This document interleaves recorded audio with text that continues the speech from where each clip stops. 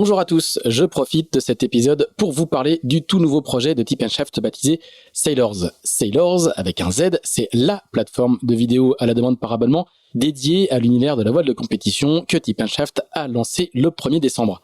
Avec Sailors, notre objectif est de proposer aux passionnés le meilleur de la voile de compétition en streaming sur une plateforme accessible depuis tous vos appareils, ordinateurs, téléphones ou tablettes. Au menu, des documentaires, des séries, des récits de courses, des portraits, des sagas, pour beaucoup disponibles uniquement sur Sailors. Le tout pour le tarif attractif de 5,99€ par mois ou de 60€ par an.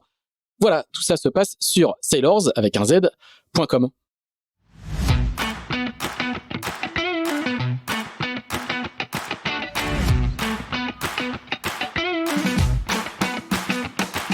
Bonjour, vous écoutez Pause Report, le podcast qui décrypte et analyse chaque semaine l'actualité de la voile de compétition. Pause Report est produit par Tip & Shaft, le média des professionnels et des passionnés de voile de compétition. Tip & Shaft, ce sont 2 newsletters hebdomadaires en français et en anglais, des podcasts, des formations, un studio de production de contenu, une plateforme de vidéo à la demande Sailors, ainsi qu'un festival du film que vous pouvez retrouver sur tipandshaft.com. Je suis Axel Capron et je vous souhaite la bienvenue dans Pause Report. Bonjour à tous et bienvenue dans ce 115e épisode de Pause Report, le podcast hebdomadaire de Tip & Shaft qui explique, décortique, décrypte et analyse l'actualité de la voile de compétition sous toutes ses coutures en compagnie des meilleurs experts. Nous sommes le mardi 18 avril, il est exactement 10h13 et nous allons parler aujourd'hui d'une course qui a démarré il y a exactement 225 jours du côté des Sables d'Olonne. Eh bien, c'est la Golden Globe Race en compagnie de son directeur de course, Sébastien Delannery, qui est à poste au Sables d'Olonne. Bonjour Sébastien. Bonjour Axel. Notre deuxième invité a participé à cette deuxième édition sous les couleurs de PRB. Il a été contraint de jeter l'éponge au cap mi-novembre. C'est Damien Guillou. Salut Damien. Salut Axel. Eh bien, messieurs, merci d'avoir accepté mon invitation. Avant de vous donner la parole et de revenir en longueur sur cette deuxième édition de la Golden Globe Race, course à l'ancienne. Je vais faire un petit récapitulatif sur la course. Donc, c'est effectivement une course où les marins naviguent à l'ancienne, entre guillemets, c'est-à-dire avec les mêmes outils que lors du Golden Globe Challenge de 1968, remporté par Robin Knox-Johnston, et sur des monocoques de 32 à 36 pieds conçus avant 1988. 16 marins de 10 nationalités différentes ont pris le départ le 4 septembre, dont Damien Guillou, qui, après un peu plus de 2 mois de mer, a jeté l'éponge mi-novembre au cap après une avarie de régulateur d'allure. On va en parler avec lui. C'était alors le 5e abandon à ce jour et depuis, 6 autres solitaires ont également dû renoncer, si bien qu'ils ne sont plus que 5 en mer aujourd'hui, dont 3 pour la victoire finale, la Sud-Africaine Kirsten Neuschafer, l'Indien Abhilash Tomy et l'Autrichien Michael Guggenberger, et 2 qui ont été reversés en Chichester Class, c'est-à-dire qu'ils se sont arrêtés une fois, le Britannique Simon Kerwen et le Sud-Africain Jeremy Bagshaw. Simon Kerwen a d'ailleurs longtemps fait cavalier seul en tête de la flotte. Il a dû se résoudre à s'arrêter au Chili avant le Cap Horn pour réparer son régulateur d'allure avant de repartir. Il est même revenu au contact de Kirsten Neuschafer et Abhilash Tomy qui, à un peu plus de 1000 milles de l'arrivée aujourd'hui, se livre à un beau duel pour la victoire. Simon Kerwen pourrait bien arriver avant eux au Sables d'Olonne, mais il ne remportera pas la course puisqu'il a basculé, comme je disais, en Chichester Class. Je parle sous le contrôle du directeur de course, Sébastien Delannery, qui va peut-être me confirmer tout ça. Sébastien, on va justement du coup commencer par toi. Raconte-nous un petit peu justement la situation sur le plan d'eau à quelques jours, peut-être 2-3 semaines de l'arrivée, avec un suspense qui est finalement assez proche de celui du dernier Vendée Globe, à ceci près qu'ils ne sont que 2 à jouer apparemment la victoire. Raconte-nous un petit peu la situation sur le plan d'eau après 225 jours de mer, Sébastien. Oui, alors effectivement, on est tous très surpris après plus de 220 jours de mer d'avoir un finish aussi serré. D'une part, évidemment, avec la position de Kirsten et d'Abhilash, qui aujourd'hui sont à moins de 50 000 d'écart, mais aussi avec le retour de Simon Kerwen, qui avait mené la course depuis le Cap Finistère jusqu'à la descente vers le Cap Horn, et puis qui a dû faire un petit voyage, un petit détour vers le Chili. Donc il a pris 1000 milles aller, 1000 milles retour, 3 jours à Puerto Montt, 2 jours au mouillage. Et puis il vient jouer le trouble fête là sur cette arrivée. Donc évidemment, c'est une grosse surprise et c'est vraiment un finish très très tendu, hein, entre les premiers avec effectivement Simon qui vient ici s'y mêler. Un finish très tendu. Est-ce que au regard des options des uns et des autres, est-ce qu'on peut dire entre Abilash Tomi et Kirsten Neuschafer, s'il y en a un qui est mieux positionné que l'autre pour la victoire finale au Sable d'Olonne? Alors oui, sur le papier, c'est Abilash qui est le mieux placé parce que lui, il est plus au nord, donc il est déjà dans un système dépressionnaire avec plus de vent, plus de portant et plus longtemps. Cela dit, nous, on avait pensé quand même, hein, déjà depuis 15 jours, qu'il allait ravir la première place sur l'eau à Kirsten. Et elle a quand même trouvé à chaque fois des ressources pour le maintenir à distance. Elle a fait des contrebords. Enfin, c'était complètement fou. Hein. Après plus de 200 000 en mer, elle fait des contrebords la nuit pour gagner en VMG. Ce que lui a fait d'ailleurs également au cours du week-end. Et puis, tu mentionnais, Axel, le dernier Vendée Globe. Eh bien, un petit peu comme au dernier Vendée Globe, Abilash et Kirsten se sont déroutés, eux, en novembre dernier pour porter assistance à Tapio. Ils ont donc eu également chacun des deux des compensations en temps. 35 heures pour Kirsten et 12 heures pour Abilash. Ce qui donne une compensation nette de 23 heures à Kirsten. Donc on va comme sur le Vendée Globe sortir les calculettes à l'arrivée au Sable d'Olonne. Bah oui, effectivement. Et alors on s'y attendait pas forcément hein, quand on a donné ces compensations en temps en novembre. Et puis bah voilà, plusieurs mois plus tard, nous y voilà avec une arrivée effectivement très très serrée. Bon, et comme on le disait, Simon Kerwen qui va venir jouer les troubles fêtes, il pourrait même arriver premier. Est-ce que ça risque pas du moins, en tout cas premier sur la ligne, hein, ça, il remportera pas, comme je disais, la course. Est-ce que ça risque pas de brouiller un peu la compréhension du public et de voir un Simon Kerwen qui sera davantage fêté s'il arrive avant que le vrai vainqueur? Alors effectivement, ça peut être brouiller un petit peu le message de l'arrivée, de voir Simon qui arrive. Cela dit, le règlement il est très clair. Hein. Simon il s'est arrêté, il a fait une escale, il est donc en classe Chichester. Cela dit, effectivement, hein, il n'est pas du tout impossible que Simon arrive en premier. On l'a vu, on a regardé quand même ses trajectoires depuis le début. C'est quand même lui qui a parcouru le moins de routes et qui a la trajectoire la plus tendue. En tout cas, depuis que Damien n'est plus en course, puisqu'on regardait les deux trajectoires de Damien et de Simon, et on voyait que c'était eux qui maîtrisaient quand même le plus le placement sur le plan d'eau et la distance à parcourir au but.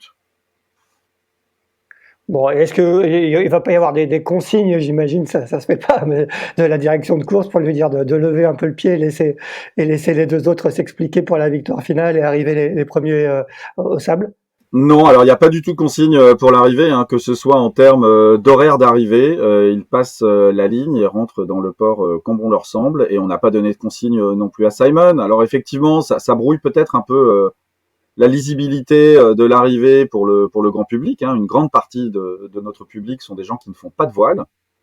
Cela dit, bah voilà, il faut quand même rendre honneur à Simon qui a quand même fait un tour du monde assez exceptionnel. Hein. Surtout que lui, il a eu un défaut d'installation de sa radio HF et que depuis le début, il ne peut émettre. Donc il est en réception et il n'a parlé à personne depuis quasiment le Cap Finistère. Voilà. Et puis cette espèce de remontada incroyable depuis qu'il est parti du Chili. Voilà, donc moi j'espère, alors évidemment, hein, il ne peut pas gagner la course, mais j'espère que les Sablais et les Britanniques viendront en nombre le saluer parce qu'il est quand même en train de faire un vrai exploit. Hein. Bon, est-ce que il y a une première ETA? Est-ce que tu peux nous dire quand tout ce beau monde, ils vont arriver quasiment les trois en même temps, quand on peut les attendre, venir les voir et venir les fêter justement comme tu disais au Sable d'Olonne? Alors effectivement, on a une première ETA. Alors ils vont quand même avoir, en tout cas pour Simon et pour Kirsten, là, une journée un peu difficile dans la Molle, avec un retour du vent demain avec un front. Cela dit, nous, on est en train de tabler sur une arrivée le dernier week-end d'avril, hein, entre, allez, disons, le 28 avril et le 2 mai. Bon, bah, rendez-vous est pris pour les accueillir. Damien, est-ce que tu seras de la fête? Ah bah oui, oui, oui, bien sûr, je vais venir les voir, ça c'est évident. Déjà par respect et puis j'ai envie d'être là, quoi. J'ai envie de les voir arriver, de voir leur bateau, de voir leur visage, de sentir un peu l'émotion de l'arrivée. Donc ouais, ouais, forcément j'y serai, c'est sûr. Bon, raconte-nous un peu depuis que tu as abandonné, je crois que tu as abandonné le 17 novembre exactement. Est-ce que tu as continué à suivre la course avec passion ou est-ce que au contraire, avec la déception de l'abandon, tu as préféré regarder ça de plus loin?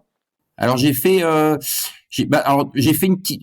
Déjà, ce qui s'est passé, c'est que j'ai eu un petit moment de déconnexion puisqu'un petit peu après mon abandon, j'ai fait le choix de ramener mon bateau tout seul par la mer. Donc forcément là, ça m'a pris un peu de temps, hein, de l'Afrique du Sud jusqu'à la Bretagne, 55 jours. Donc j'ai de nouveau été un petit peu coupé du monde. Et ensuite, forcément, j'ai regardé ce qui se passait quand même. J'ai surtout regardé les trajectoires et la météo, comment ça naviguait, un petit peu les trains de dépression là dans l'Indien, dans le Pacifique. J'ai vraiment essayé de suivre en m'imaginant d'y être, en regardant comment moi j'aurais fait avec la météo et surtout de pouvoir être à la maison et de pouvoir lire la météo, ce qui est pas vraiment le cas sur l'eau en course avec nos bateaux. Donc j'ai quand même passé un petit peu de temps à regarder. Ouais. Bon et que t'inspire, ce finish qui est assez palpitant, hein? On s'attendait peut-être pas, notamment si on regarde la première édition où il y avait beaucoup plus d'écart, Jean-Luc Vandenesse avait gagné loin devant tout le monde. Là, à un peu plus de 1000 milles de l'arrivée, on n'a aucune idée de qui va gagner.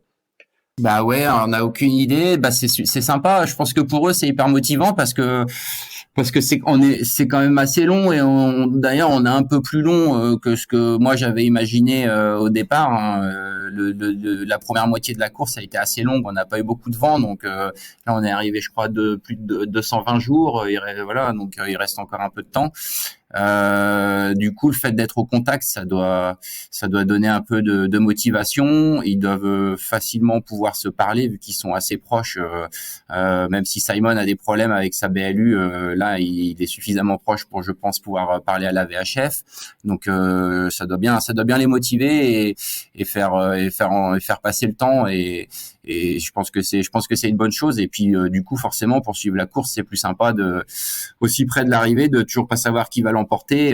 Donc c'est plutôt une bonne chose et une bonne surprise de voir les bateaux aussi proches. Et c'est vrai qu'on n'imaginait pas ça quand les bateaux étaient dans les mers du Sud, bien avant le Cap Horn. Donc comme quoi, ça peut vite changer.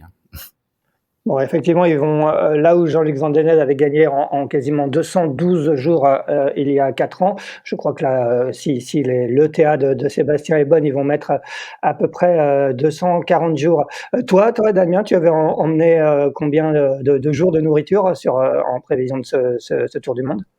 Ouais, j'avais pris 220 jours de nourriture, mais en sachant que j'avais plus que ça en réalité, parce que je me suis rendu compte que sur la première partie de la course, je mangeais moins que ce que j'avais prévu, parce qu'il faisait chaud et j'ai tous mes plats justement chauds, je les mangeais très rarement le midi et je mangeais que chaud le soir, donc j'avais de l'avance en nourriture, donc j'aurais eu assez.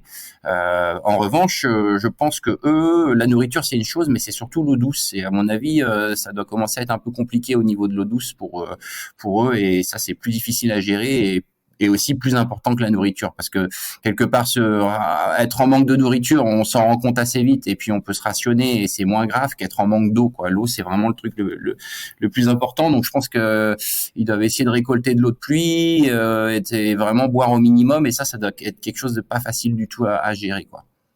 Ouais, parce il fallait emmener combien un minimum d'eau sur le tour du monde? Il y a pas de il y a pas de minimum, hein, si je dis pas de bêtises, Sébastien me confirmera. Ben voilà, donc moi j'avais pris pas mal d'eau, j'avais pris 600 litres d'eau à bord, et je crois que j'étais dans ceux qui avaient le plus d'eau. Alors ce qui est marrant, puisque j'étais plutôt en tant que compétiteur à la chasse au poids sur mon bateau, mais j'avais fait le choix d'être vraiment chargé en eau douce parce que c'est quelque chose que je voulais pas manquer. Puis je sais que je bois beaucoup en mer et voilà, donc j'avais quand même pas mal d'eau, hein, 600 litres d'eau, ce qui en faisant des chiffres simples, en partant du principe sur 200 jours de navigation, ça fait 3 litres d'eau par jour. Voilà, donc ça donne un petit peu une idée. Donc j'ai essayé de me contenir à ça. Et après, j'avais la possibilité de récupérer de l'eau de pluie. J'avais fait un système dans ma grand voile de gouttière avec des tuyaux qui me permettaient de récupérer l'eau de pluie assez facilement. Voilà. Donc pour les autres, je sais pas trop, mais je pense pas qu'ils étaient tous à 600 litres d'eau. Je pense qu'ils ont un petit peu moins que ça au départ. Sébastien, est-ce qu'il y a des règles sur le nombre de litres d'eau? Alors, il y a un minimum, effectivement, il y a un minimum d'eau à embarquer en bidon de sécurité. En revanche, il n'y a pas de minimum à embarquer au-delà de cette sécurité. La plupart étaient partis avec 300 à 400 litres et tous ont récupéré de l'eau pour finir. Par contre, ils l'ont récupéré beaucoup plus tard que prévu. Typiquement, Abilash, il a fait tout le Pacifique sur 1 litre d'eau douce par jour. D'accord, ouais. Et il a récupéré de l'eau ensuite en descendant au Cap Horn. Alors ils ont tous eu un temps vraiment détestable entre le Cap Horn et puis 30 degrés sud. Par contre, ça leur a permis de récupérer de l'eau. Yann a récupéré de l'eau. Michael Guggenberger a récupéré 300 litres. Abilash a récupéré 400 litres. Donc là, ça y est, ils ont fait le plein. Par contre, pour eux, sur toute la descente du Pacifique, c'était assez incertain en fait s'ils allaient réussir à faire le tour sans récupérer d'eau. Est-ce que tu peux nous rappeler aussi un peu les règles de communication à bord? Et est-ce que, par exemple, Abilash et Kirsten Neuschafer, la Sud-Africaine, ils savent l'un et l'autre où est l'autre? Comment ça se passe à bord, Sébastien? Alors il y a une communication obligatoire chaque semaine à la vacation avec le PC course et ensuite ils peuvent parler à la VHF à tous les bateaux de passage sans limite. Ils peuvent demander de l'information météo ou même faire passer des messages à leur famille par la VHF par le biais des bateaux rencontrés. Ils peuvent ensuite se parler entre eux à la radio HF et à la VHF. Alors on avait des groupes, qu'on avait des buddy chats qu'on avait instaurés au début de la course pour forcer les concurrents à se parler et puis pour les forcer à utiliser le matériel. Aujourd'hui, ce qu'on sait dans les 3 premiers, c'est que, dans les 2 premiers plus Simon, c'est que Simon il reçoit bien mais il ne peut pas émettre. Kirsten et Abilash ne se parlent pas forcément à la radio HF. En revanche, ils parlent avec les gens derrière eux, principalement Jérémy et Michael. Voilà, mais en termes de communication, ils ont également un téléphone satellite, mais le téléphone satellite n'est utilisable uniquement pour appeler le PC course pour la vacation et en cas effectivement bien sûr de danger. Ouais, donc ils ont, en discutant avec les autres, est-ce qu'ils ont une idée du positionnement de l'un et l'autre en vue de ce sprint final? Alors ça, c'est quelque chose dont ils évitent de parler. Ouais. On sait que Simon savait la semaine dernière être positionné pile poil entre les deux.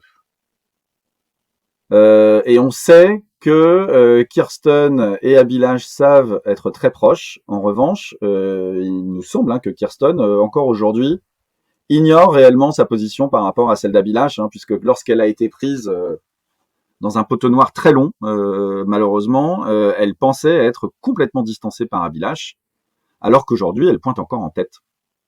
Ouais, effectivement, parce que vu sa position assez à l'est par rapport à Abilash, on pouvait penser à ce moment-là qu'il allait prendre le pouvoir et elle, pour l'instant, comme tu le disais, elle a trouvé les bonnes ressources pour résister et pour rester leader encore après 225 jours de course. Damien, est-ce que tu peux nous raconter un petit peu les circonstances de ton abandon, je crois que c'est un problème de régulateur d'allure, comme je le disais. Raconte-nous un peu comment ça s'est passé et comment tu as pris la décision de ne pas continuer.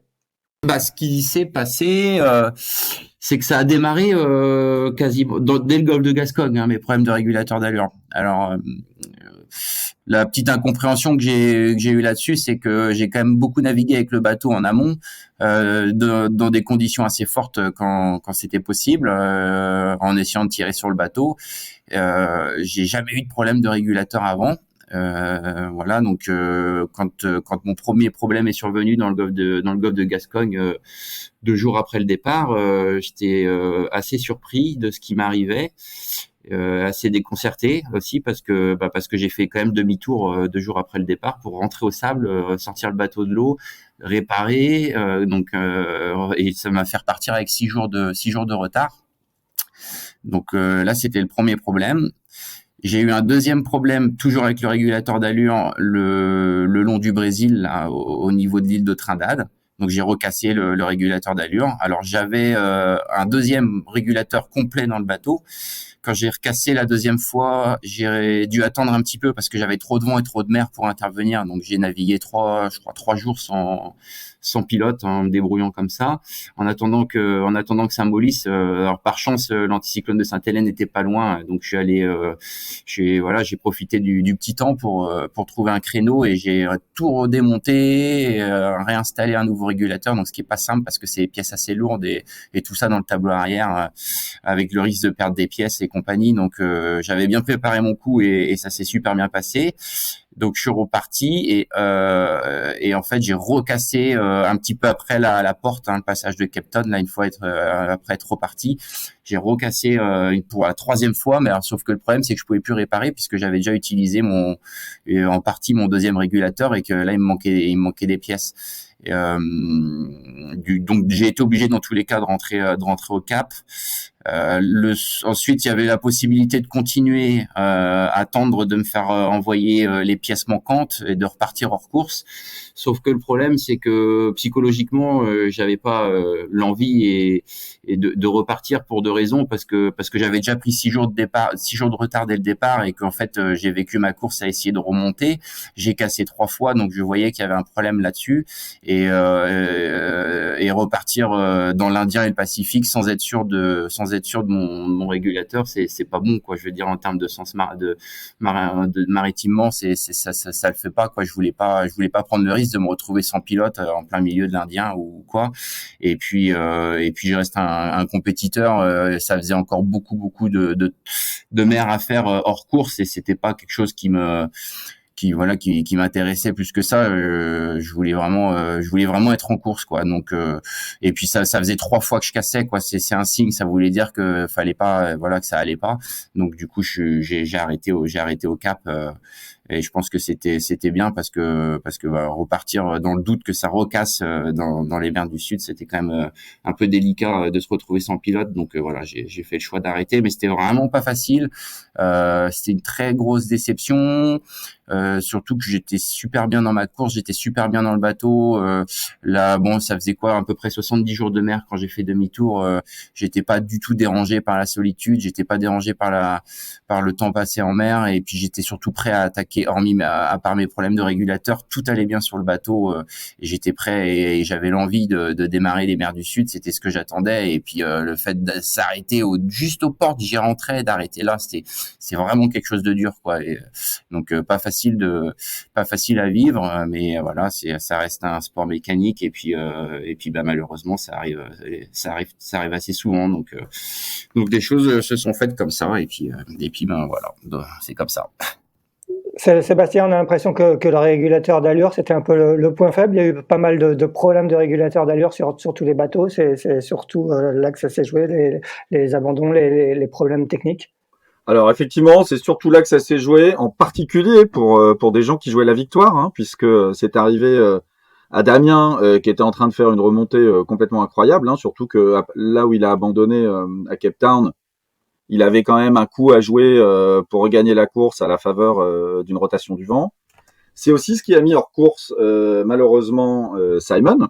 Ouais. Simon qui n'avait pas emmené de pièces de rechange. S'il avait emmené, comme Damien, un deuxième régulateur d'allure de manière à pouvoir réparer, il serait premier. Et puis c'est aussi ce qui est arrivé avec un Aries à Pat qui a dû abandonner à Cape Town alors qu'il était vraiment dans le groupe de tête.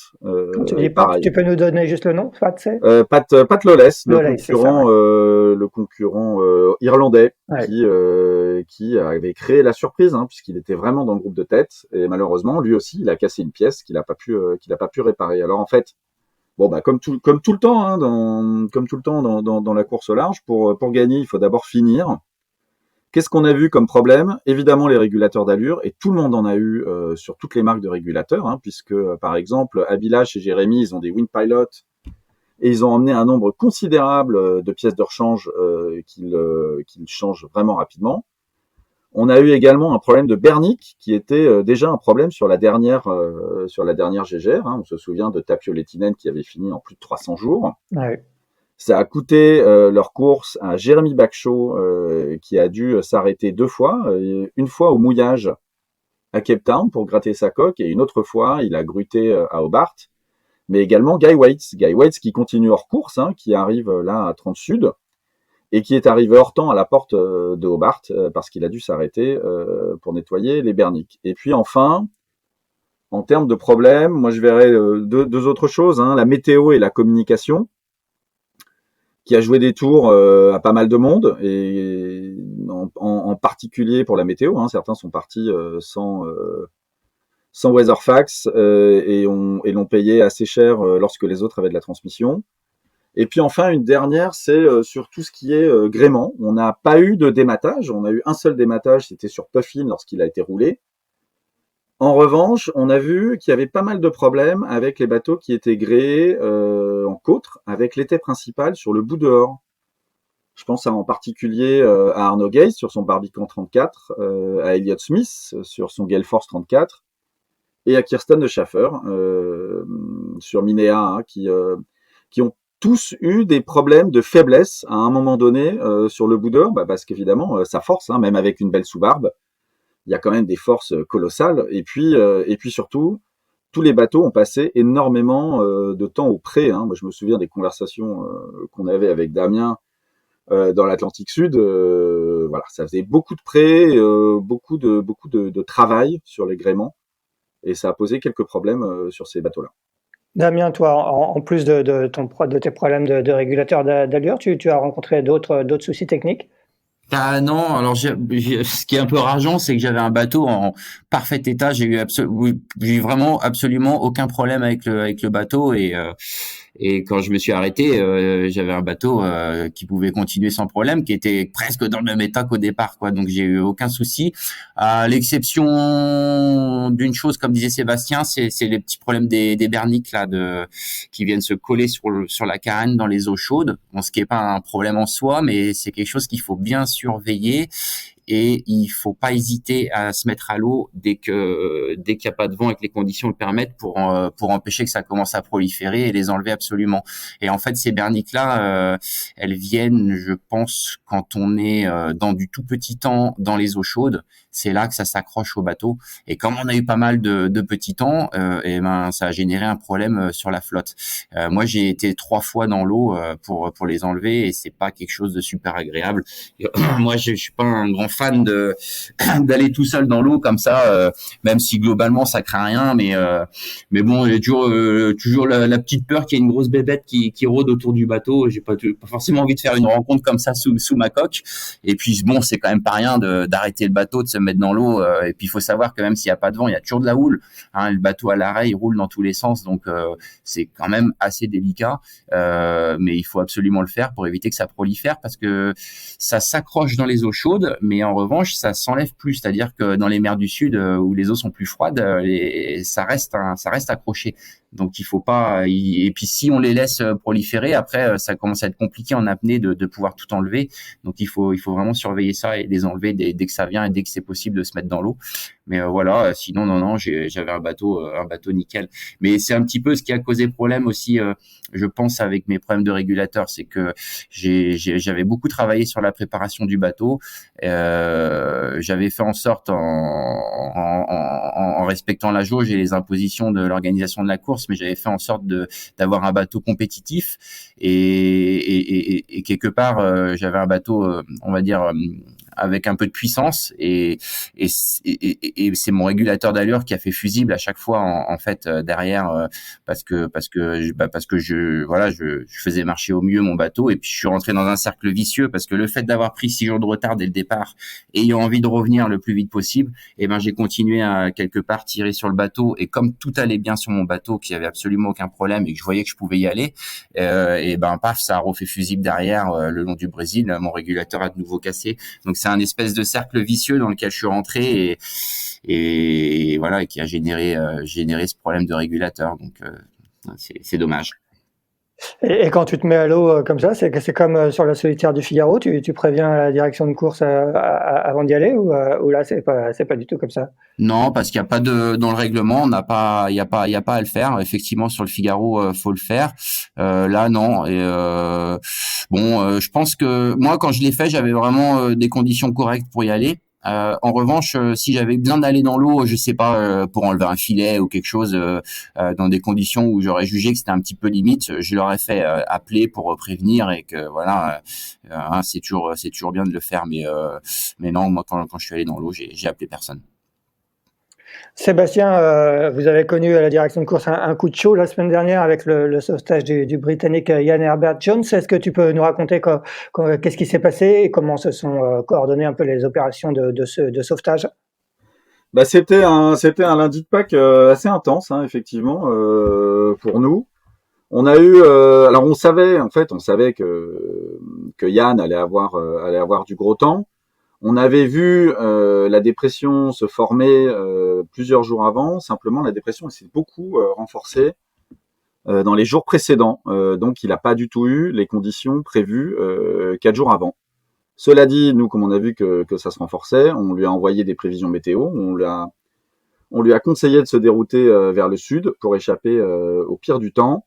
Et juste à la fin de la journée du lundi, quand le vent commençait, quand on arrivait vraiment à la fin du pire du temps, il a déclenché son IPIRB.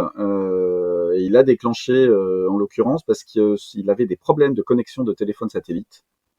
Et il voulait que la chaîne de secours sache où il était. En fait, ce qui lui est arrivé, c'est qu'il n'a pas réussi à déployer son encre flottante, enfin sa drogue, hein, qui est une encre flottante, mais qui n'est pas fait pour arrêter le bateau, qui est simplement fait pour garder le tableau arrière du bateau face aux vagues. Ouais. Et donc, il a passé du temps à la barre, mais évidemment dans les conditions qu'il avait, hein, puisqu'il avait quand même des rafales à plus de 80 nœuds et 8 mètres de mer, surtout une mer un petit peu croisée après le passage du front.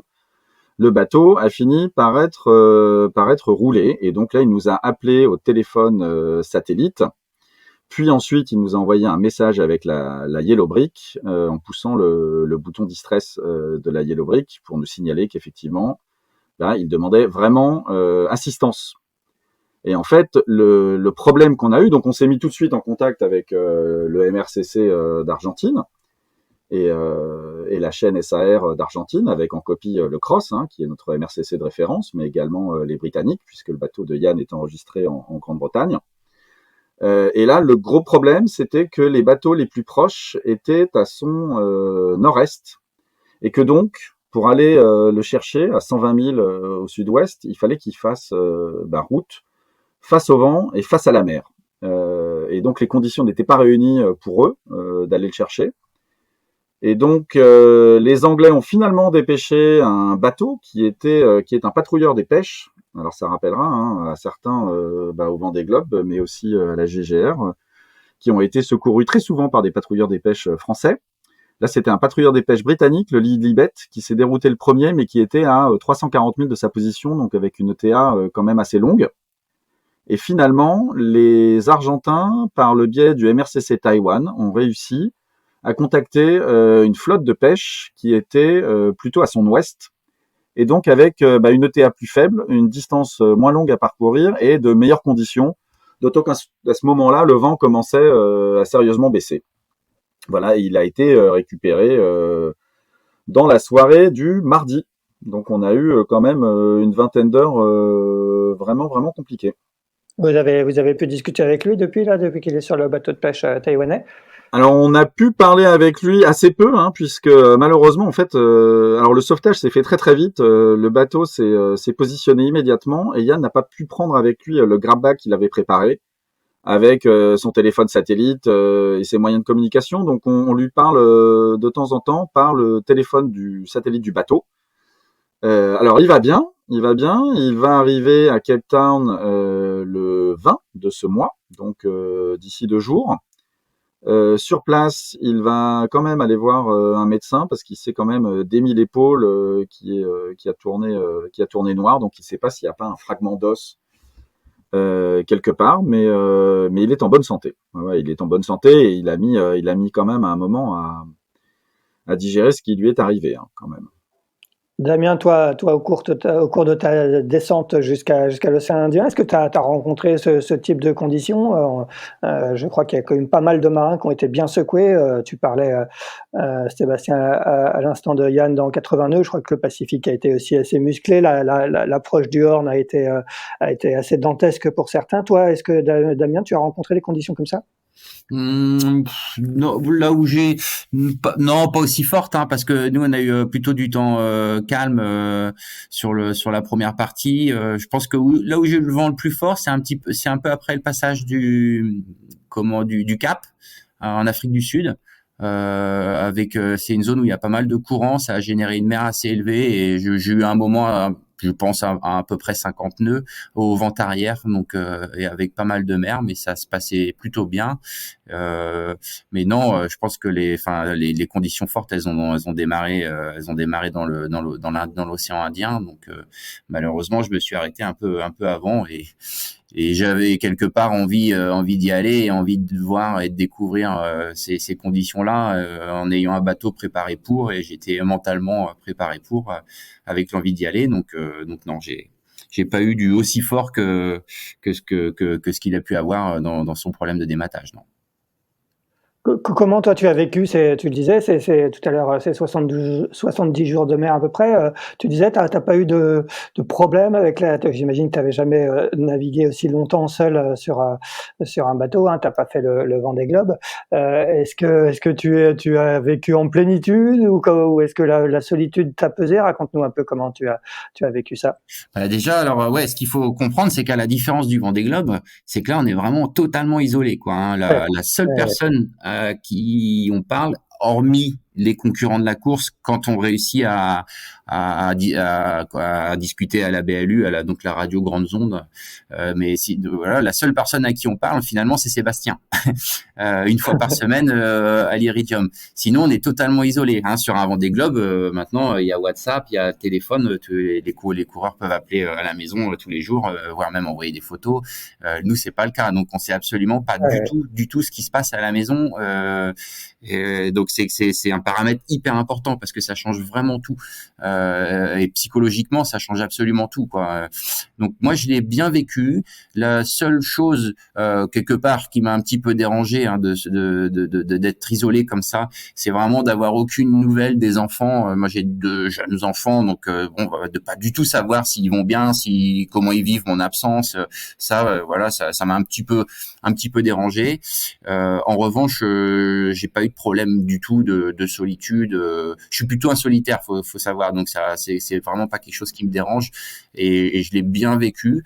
La deuxième petite chose qui m'a un petit peu dérangé aussi, c'est d'avoir très peu d'informations sur mes concurrents.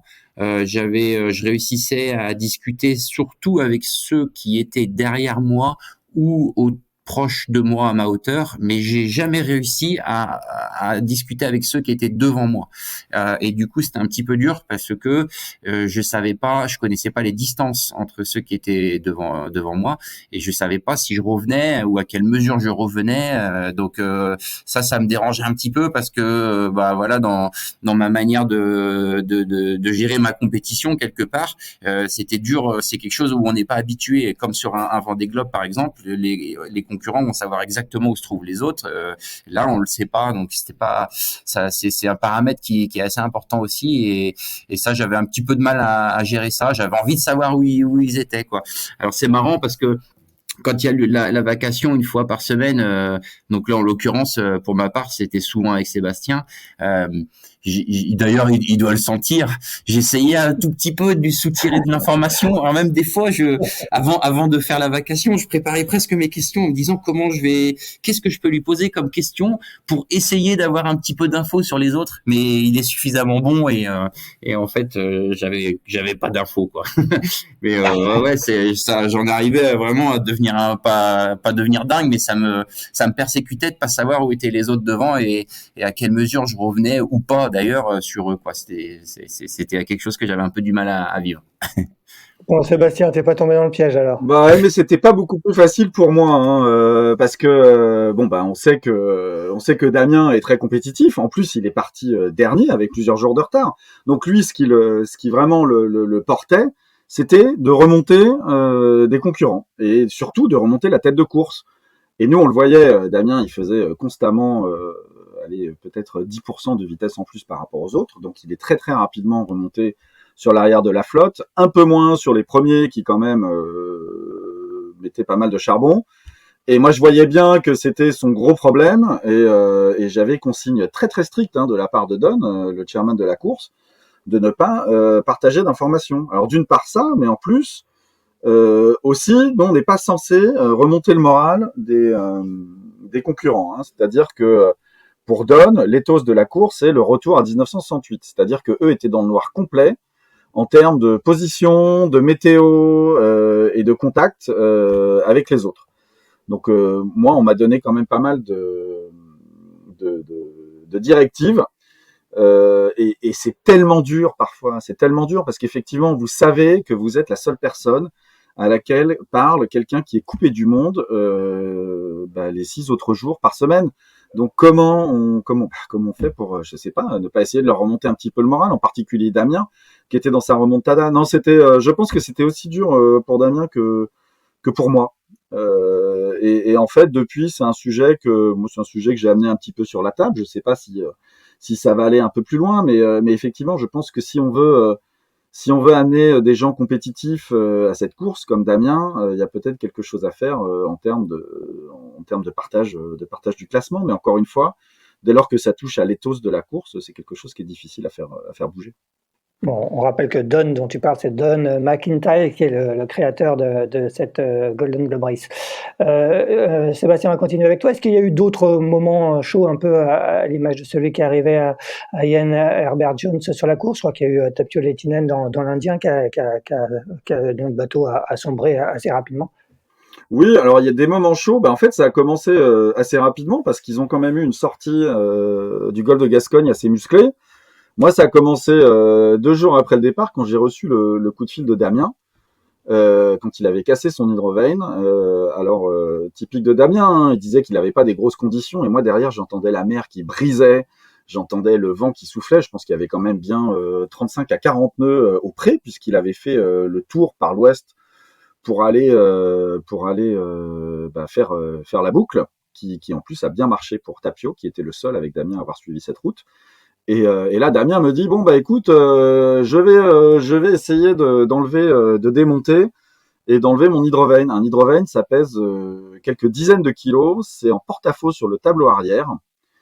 Voilà. Et moi, j'imaginais Damien en porte-à-faux sur le tableau arrière. Inutile de dire que j'étais content quand il m'a appelé pour me dire que l'opération a été bien faite. Et ensuite, on a eu effectivement Spirit avec Guy Debord, qui s'est endormi et qui s'est mis sur les cailloux aux Canaries. Et puis, bien sûr, Tapio, qui a coulé, dont le bateau a coulé en 5 minutes, dans des conditions plutôt clémentes à ce moment-là, et avant même d'attaquer l'océan Indien. Donc en fait, on a eu pas mal d'aventures et de mésaventures, surtout avant d'attaquer l'Indien. C'est là que un tri très cruel s'est fait au sein de la flotte. À l'arrivée, on va avoir, si tout va bien, 5 bateaux à l'arrivée sur 16 partants. Je crois que la précédente édition, si je me trompe pas, c'était 6 sur 18, donc c'est quasiment la même proportion. C'est conforme à ce que vous attendiez, ou vous espériez peut-être avoir un peu plus de bateaux à l'arrivée? Je me souviens qu'on avait discuté juste avant le départ, fin août, là, et tu me disais que compte tenu du niveau de préparation qui avait été un peu supérieur à celui de l'édition précédente, tu espérais plus de bateaux, au moins dans l'océan Indien? Oui, tout à fait. Moi, je m'attendais à quand même beaucoup plus de bateaux. On a comparé la préparation des bateaux et des marins entre 2018 et 2022. Le niveau de préparation avait beaucoup augmenté, et le niveau des marins et la compétitivité des marins était largement supérieur. Donc effectivement, on est un petit peu surpris du nombre de marins qu'on a perdu en route. Mais encore une fois, je pense que si on enlève les problèmes de régulateur d'allure et si on enlève les problèmes de bernique, on arrive quasiment à 50% de la flotte. Ce qui aurait été effectivement pas mal. Cela dit, si on compare avec la première GGR de 1968, il y en a qu'un qui est arrivé sur 9, donc on est quand même toujours en nette progression par rapport à l'original. Tu peux nous expliquer comment ça se passe la veille de la flotte? Est-ce que c'est comme sur toutes les autres courses, c'est une veille 24/24? Forcément les allures sont différentes, donc c'est peut-être un peu plus compliqué de repérer, un bateau, qui a des problèmes, que sur un Vendée Globe où, tout d'un coup, les vitesses chutent. Comment vous veillez un peu, sur cette flotte, de 16 bateaux? Alors effectivement, hein, c'est 24 heures sur 24, on se relaye au PC Course. La veille, elle passe principalement par le tracker Yellowbrick, qui nous donne régulièrement, hein, toutes les 4 heures, le cap et la vitesse du bateau. Donc pour nous, c'est de voir évidemment si ce cap et cette vitesse sont cohérents avec les conditions rencontrées à ce moment-là. On a une vacation hebdomadaire qui nous permet d'abord d'avoir des nouvelles des bateaux et des concurrents, mais aussi de voir un petit peu l'état d'esprit dans lequel sont les skippers, parce que c'est quand même un isolement assez long. Et tous ne l'ont pas aussi bien vécu que Damien, hein. Il y a quand même des skippers qui ont eu des gros problèmes avec l'isolement et la solitude. Et puis enfin, on a un message par jour que l'on reçoit de la part de la balise Yellowbrick, ainsi que les tweets. Les tweets, ils ont été instaurés. Alors tout le monde parle des tweets de Kirsten, hein, qui envoie les tweets les plus laconiques du monde, hein, puisque je crois que c'est texte, donc 4 lettres pour les tweets de Kirsten. Alors que d'autres nous parlent de leur lecture, de leur vie à bord. Mais ces tweets, ils sont avant tout pour nous, pour bien s'assurer que tous les skippers vont bien et vivent leur vie à bord, sans leur imposer une fois de plus une action strictement sécuritaire. Voilà. Mais effectivement, comme tu le dis, les bateaux vont beaucoup moins vite, donc c'est un petit peu plus difficile de voir quels sont d'estimer ce qui se passe à bord. Mais je pense qu'après le premier mois de course, on avait quand même une bonne idée des routes, des caps. On savait que certains bateaux n'avançaient pas au près. On savait que Arnaud Geist, lui, il était beaucoup plus dans une aventure personnelle, donc il faisait pas forcément la route la plus efficace en termes de VMG. Et donc, on a appris également, hein, sur l'eau à connaître un peu les skippers et leur manière de naviguer, un peu comme on l'a fait pendant les 15 jours de prologue en Espagne. Avant d'arriver au Sable d'Olonne, on a eu quand même le temps de passer beaucoup de temps ensemble pour essayer de se connaître, d'une part, parce qu'on allait passer 7 mois ensemble, et puis de voir un petit peu quelles étaient les attentes de chacun. Damien, justement, on va parler d'attente. Est-ce que après cette expérience malheureusement terminée trop tôt pour toi, ça t'a donné envie de remettre ça sur la prochaine édition? Alors oui, oui, forcément oui. Après c'est un petit peu loin pour pouvoir là maintenant dire je serai présent, dans le sens où c'est quand même un gros engagement familial, parce que la course est tellement longue que je suis pas tout seul. Je suis marié, j'ai ma femme et mes 2 enfants, et c'est vrai qu'on pense pas souvent à ce paramètre-là, mais c'est un gros boulot de préparation, j'entends, en termes de famille, pour pouvoir partir sur une course comme ça et être dégagé psychologiquement. Et c'est un gros boulot pour ma femme d'être coupée de son mari et de devoir gérer 2 jeunes enfants qui voient plus leur papa et qui ont absolument aucune info de où est papa, et donc voilà, c'est pas simple à gérer.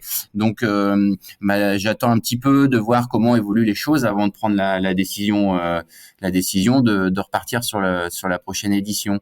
En revanche, oui, l'envie depuis que j'ai abandonné, elle est là, et il y a de fortes chances pour que je puisse il y a de fortes chances pour que je sois au départ de la prochaine édition. Mais voilà, j'attends encore un petit peu. C'est trop loin, même si ça va arriver très vite et qu'il faudra prendre la décision assez vite pour entamer une bonne préparation de nouveau. Mais j'attends encore un tout petit peu avant d'officialiser dans ma tête et avec ma famille, et voilà, d'y retourner, parce que c'est quand même un gros engagement. Et donc maintenant, vu que je l'ai fait une fois, je le savais, je m'en doutais bien, hein, sur la première édition, en m'engageant là-dedans. J'avais une très très grosse discussion, parce que avec ma femme, forcément, puisque je peux pas dire tout seul, écoute, je vais partir pendant presque 7 mois et tu vas te débrouiller tout seul. Hein, c'est quand même, c'est pas rien, quoi. Donc voilà, c'est pour ça que on va bien discuter et être sûr que ça le fait sans problème avec les enfants. Mais je pense ce qui sera le cas puisque les enfants, forcément vont grandir, donc c'est un peu plus simple à gérer. Voilà, mais c'est un des paramètres qui est important et pour être vraiment libéré sur sa course, il faut que tout soit clair à la maison, quoi. C'est ce dont je me suis rendu compte sur l'édition précédente et comme je disais quelque part, c'est peut-être plus facile pour un retraité qui n'a pas d'enfant ou à gérer que pour quelqu'un comme moi qui est jeune père de famille. C'est pas le même boulot de préparation pour une course comme ça. Donc c'est vraiment un paramètre important. Mais voilà, l'envie d'y retourner est là, c'est sûr. Bon, Sébastien, justement, est-ce que cette troisième édition, elle est déjà sur les rails? Est-ce qu'il y a déjà des manifestations d'intérêt de skippers et est-ce que elle partira en 2026? Alors, elle partira en 2026. Effectivement, on a reçu beaucoup d'intérêt de la part de skippers.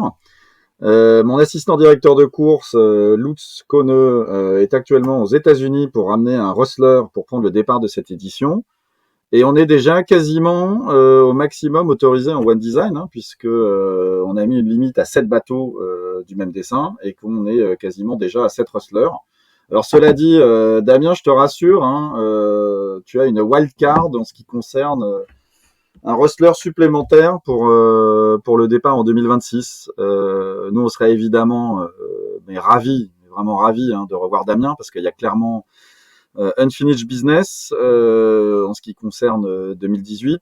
On a déjà Pat Lawless qui a signifié sa participation en 2026. Et il n'est pas impossible que quelqu'un comme Simon Kerwen ne décide de revenir pour faire les choses comme il l'avait prévu à l'origine. Mais comme le dit Damien, il y a un vrai dossier familial et professionnel derrière. Hein. L'engagement est tellement énorme en temps. Déjà par la préparation et ensuite par la durée de la course. Donc c'est quelque chose qui est pas facile. Et on a eu plusieurs abandons cette année, dont celui d'Edouard Valentinovic qui avait des problèmes de business juste avant le départ. C'est lui qui a abandonné dans la première semaine de course. On a eu également un abandon d'un concurrent qui s'est arrêté à Cape Town, qui s'était déjà arrêté en 2018 parce qu'il souffrait trop de l'isolement et de sa distance avec sa famille. Donc là aussi, oui, il y a un vrai dossier et comme dit Damien, il faut que tout soit en ordre à la maison pour être sûr d'arriver au bout. C'est impossible. Bon, avant de penser à cette troisième édition, Sébastien, tu vas être occupé par une autre course à l'ancienne, entre guillemets, qui est l'Ocean Globe Race. Donc, c'est une sorte de revival de la Whitbread qui va partir en septembre prochain de Southampton. Hein, vous l'avez annoncé récemment. En préparant cette émission, Damien, tu m'expliquais que tu serais au départ de cette course, que tu vas participer à cette Ocean Globe Race. Tu as pris goût à la navigation à l'ancienne. Est-ce que tu peux nous en dire plus? Eh ben oui, effectivement, j'ai pris goût à la navigation à l'ancienne, certes, et puis il se fait que suite à mon retour là du Cap, en discutant un peu avec Marie Tabarly, elle m'a proposé de rejoindre son équipage, donc j'ai fait un petit essai, on va dire, avec eux, surtout pour voir découvrir le bateau et puis découvrir un peu l'ambiance à bord, l'équipage, leur fonctionnement. Donc je les ai rejoints aux Açores il y a pas très longtemps pour faire les Açores-Lorient. C'était une découverte super sympa, très bonne ambiance à bord, beau projet avec beaucoup de jeunes hyper volontaires, hyper motivés. Une cuisinière à bord, j'ai découvert ça, c'est vraiment magique. Manger des plats maison dans 40 nœuds de vent, c'est quelque chose qui est sympa. Et donc du coup j'ai dit à Marie ok, pas de problème, moi, avec plaisir et c'est sympa. Donc voilà, je vais faire les 2 premières étapes donc sur Pendwick avec Marie autour de son joli projet et c'est quelque chose que je trouve super sympa et donc j'attends ça avec impatience, c'est très bien. Donc 2 premières étapes sur Pendwick 6, c'est si je me trompe pas, c'est Cape Town et Punta del Este après.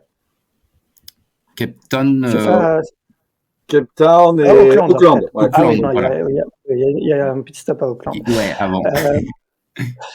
Sébastien, raconte-nous où en est justement cette première édition de l'Ocean Globe Race.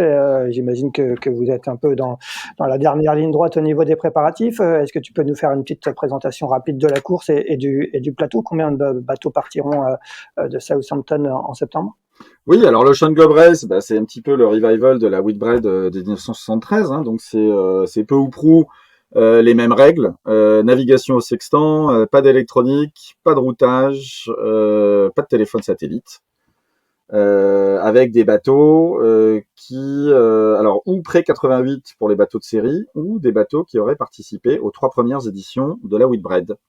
Et on a un plateau aujourd'hui à 15 bateaux, 5 bateaux par classe, avec 5 bateaux historiques de la Whitbread, évidemment Pendwick 6, mené par Mary Tabarly, sur lequel Damien va naviguer, mais aussi Maiden, qui est emmené par Tracy Edwards, l'Esprit d'équipe, le premier bateau à avoir gagné une Whitbread, emmené par Lionel Régnier, Neptune, qui a sa mise à l'eau prévue en fin de semaine, et Translated, qui est un Swan 55 qui avait concouru sous le nom d'ADC AccuTrack.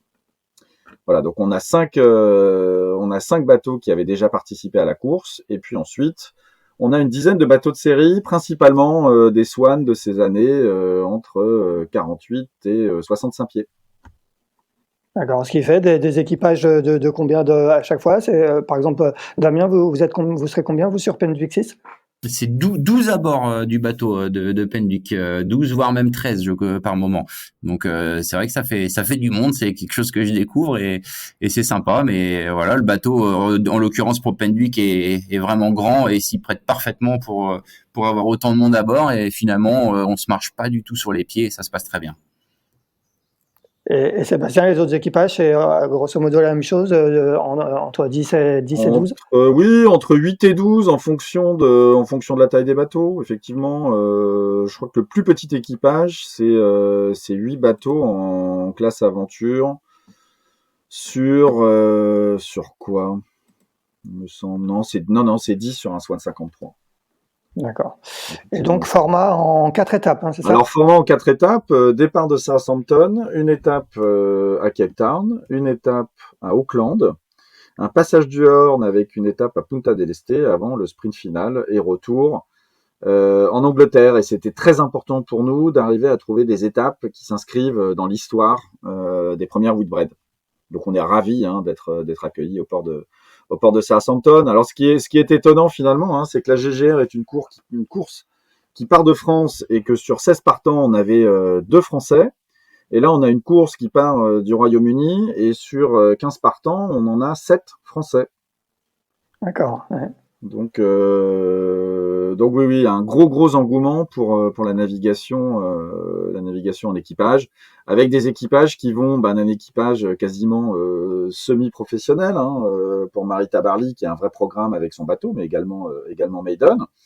Et puis bien que le nombre de professionnels soit limité à 30% par étape, et puis on a beaucoup d'équipages de copains également, voilà, des gens qui sont arrivés, comme le disait Damien, à une étape de leur vie où les enfants ont grandi et où ils ont envie de vivre les aventures qu'ils avaient découvertes à la télé avec la Whitbread, plus tard la Volvo Ocean Race et maintenant The Ocean Race.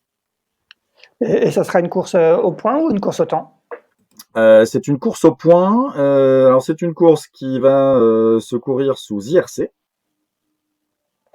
Avec des points à chaque étape et l'addition des points. D'accord. Et avec un classement au réel et un classement au temps compensé.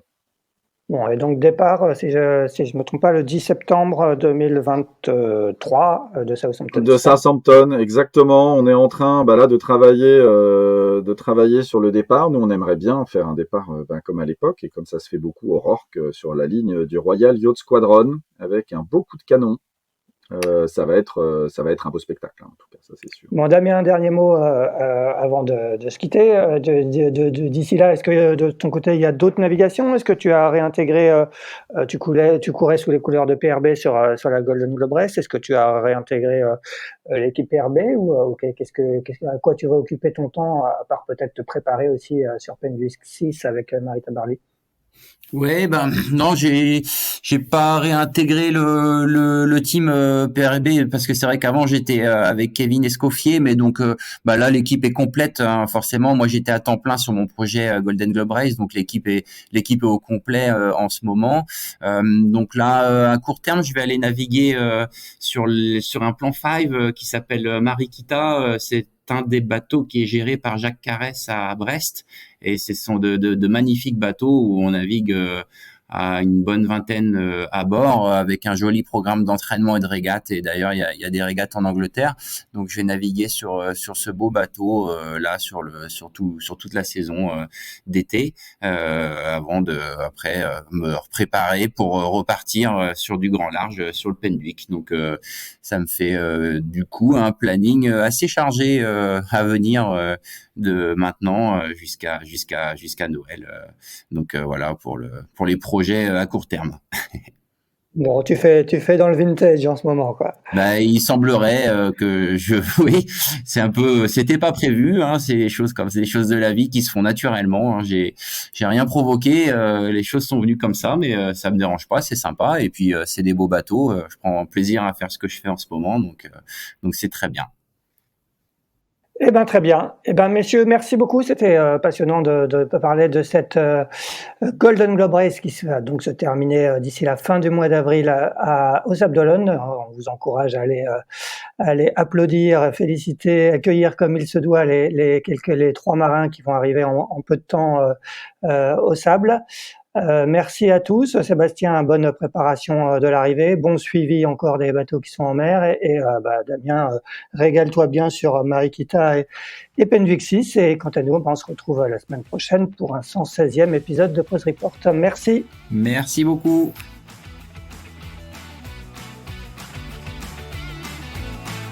Merci d'avoir écouté cet épisode de Pause Report. N'hésitez pas à nous dire ce que vous en pensez en bien ou en mal, et n'hésitez pas à le partager.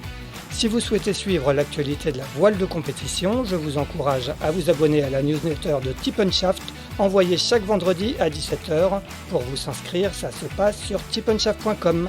À bientôt!